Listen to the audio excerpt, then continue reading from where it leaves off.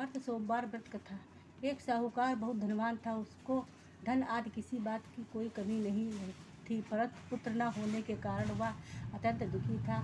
वह इसी चिंता में रात दिन रहता था और इसीलिए वह पुत्र की कामना के लिए प्रति सोमवार को शिव जी का व्रत और पूजन किया करता था। सायकाल को शिव जी के मंदिर में जाकर दीपक जलाया करता था। उसके इस भक्तिभाव को देखकर एक समय श्री पार्वती जी ने शिव जी महाराज से कहा कि हे महाराज, यह साहूकार आपका अनंत भक्त है और सदैव आपका व्रत और पूजन बड़ी श्रद्धा से करता है, अतः इसकी मनोकामना पूर्ण करनी चाहिए। शिव जी ने कहा कि पार्वती जी, यह संसार में कर्म क्षेत्र है। जैसे किसान खेत में बीज बोता है वैसा ही फल काटता है, उसी तरह इस संसार में जो जैसा कर्म करता